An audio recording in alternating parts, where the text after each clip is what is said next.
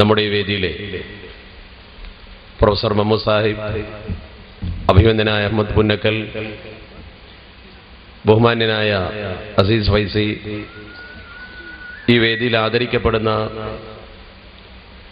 Professional ബിരുദധാരികളായ വിദ്യാർത്ഥികൾ, ഈ പരിപാടി സംഘടിപ്പിച്ച റയാൻ ചാരിറ്റബിൾ ട്രസ്റ്റിന്റെ ഭാരവാഹികൾ, ഈ അനുഗ്രഹീതമായ സദസ്സിൽ ഒത്തുകൂടിയ ബഹുമാന്യരായ കാരണവന്മാർ, യുവാക്കൾ, വിദ്യാർത്ഥികൾ, സഹോദര സഹോദരിമാർ,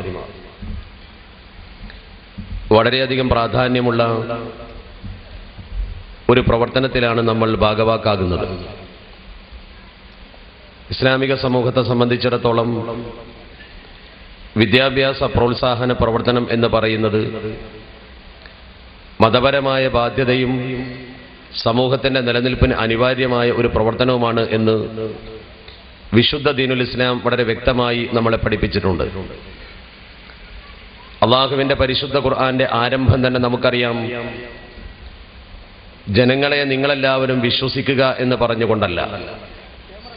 ഈ ലോകത്ത് അള്ളാഹു വിശുദ്ധ ഖുർആൻ സമൂഹത്തിന്റെ മാർഗരേഖയായി സമർപ്പിക്കുമ്പോൾ യാ അയ്യുഹല്ലദീന ആമനു ആമിനു, സത്യവിശ്വാസികളായ നിങ്ങൾ വിശ്വസിക്കണേ എന്ന് പറഞ്ഞുകൊണ്ടല്ല അത് അവതരിക്കുന്നത്. വിശ്വസിക്കണം എന്ന് കൽപ്പിക്കേണ്ട ഒരു ഗ്രന്ഥം ആദ്യമായി പറഞ്ഞത് പഠിക്കണം എന്നാണ്.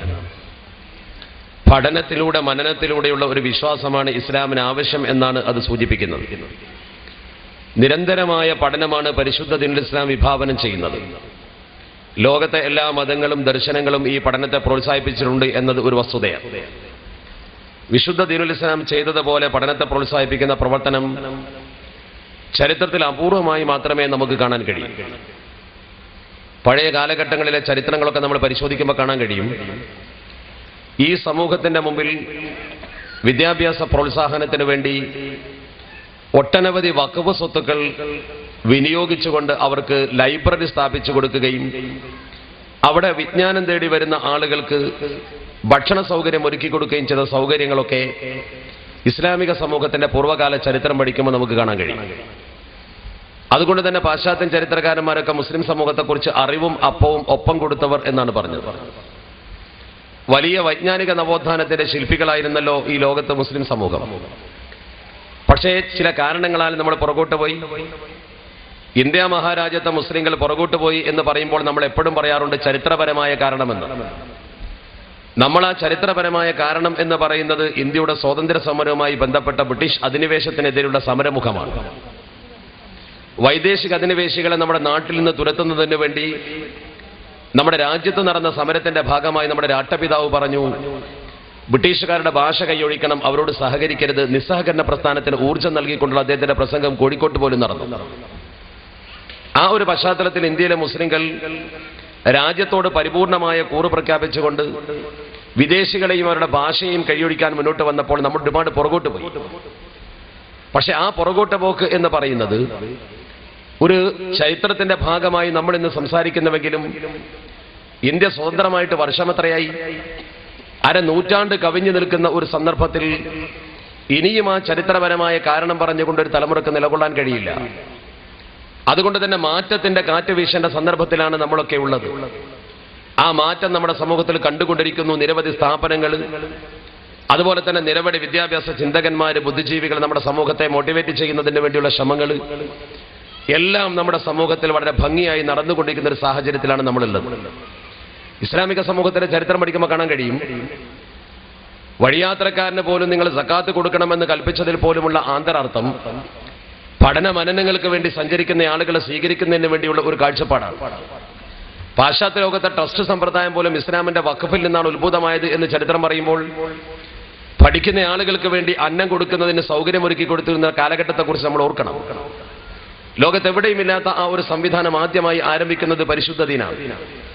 ലോകത്തേക്ക് ആദ്യം അയക്കുന്ന മനുഷ്യനെ തന്നെ അള്ളാഹു കുറെ കാര്യങ്ങൾ പഠിപ്പിച്ചു എന്ന് പറഞ്ഞിട്ടാണല്ലോ വിട്ടത്.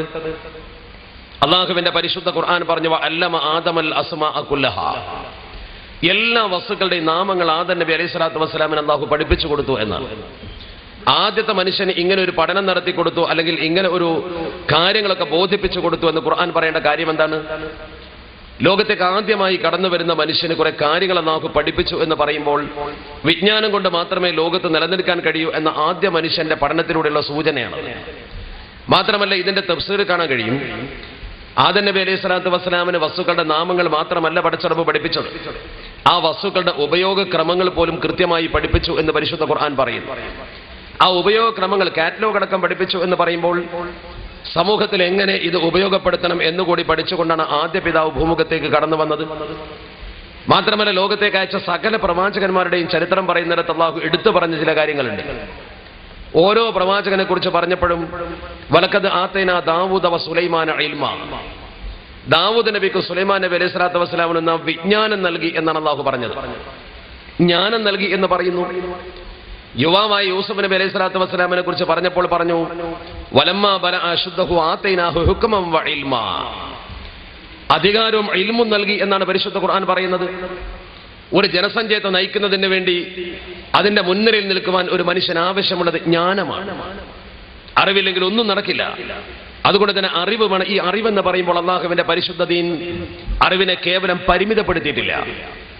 ഹുജ്ജത്തുൽ ഇസ്ലാം അബൂ ഹമദ് അൽ-ഗസാലി റഹ്മത്തുള്ളാഹി അലൈഹി തങ്ങളുടെ കാഴ്ചപ്പാടനുസരിച്ചുകൊണ്ട് അദ്ദേഹം ഖണ്ഡിതമായി പറഞ്ഞു, ഈ പ്രദേശത്ത് ഒരാൾ വൈദ്യശാസ്ത്രം അറിയാത്ത ഒരവസ്ഥയിൽ ഈ സമൂഹത്തിന് രോഗം പിടിപെട്ട് മരിക്കുന്നൊരവസ്ഥ വന്നാൽ ഇന്നാട്ടിൽ നിന്ന് ഒരാൾ വൈദ്യശാസ്ത്രം പഠിക്കൽ ഫർദ് കിഫായ, ജുമഅ നിർവഹിക്കുന്നത് പോലെ മയ്യത്ത് മറമാടുന്നത് പോലെ ഈ ഉമ്മത്തൂർ പ്രദേശത്ത് ഏതെങ്കിലും ഒരു വ്യക്തി മരണപ്പെട്ടിട്ട് അയാൾ മറമാടപ്പെടാതെ പോയാൽ, അയാളുടെ മയ്യത്ത് പരിമാനിക്കപ്പെടാതെ പോയാൽ ഇവിടുത്തെ മുഴുവൻ മുസ്ലിങ്ങളും ഉത്തരവാദികളാണ്.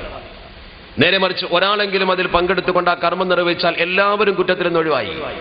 ഇതാണ് സാമൂഹ്യ ബാധ്യത എന്ന് പറയുന്നത്. എന്നതുപോലെ ഈ നാട്ടിൽ ഒരു ഡോക്ടർ ഇല്ലെങ്കിൽ ഒരാൾ പഠിക്കൽ മുസ്ലിം സമൂഹത്തിന് നിർബന്ധമാണ്. പഠിച്ചില്ലെങ്കിൽ ഈ സമൂഹം മുഴുവൻ കുറ്റക്കാരാണെന്നല്ലേ ഇമാം ഗസാലി റഹ്മത്തുള്ളാഹി അലൈഹി തങ്ങളുടെ കാഴ്ചപ്പാട്. നിർമ്മാണ കല അറിയുന്ന നല്ല ഒരു ബിടെക് വിദ്യാർത്ഥി, നല്ല ഒരു എഞ്ചിനീയർ നമ്മുടെ നാട്ടിൽ ഇല്ലാതെ പോകുന്ന ഒരു അവസ്ഥയുണ്ടെങ്കിൽ ഒരാൾ പഠിച്ചിരിക്കണം. നമ്മുടെ കണക്കുകൾ ഓഡിറ്റ് ചെയ്യാൻ കഴിവുള്ള ഒരു ചാർട്ടേഡ് അക്കൗണ്ടന്റ് ഇല്ലെങ്കിൽ നമ്മൾ പഠിച്ചിരിക്കണം.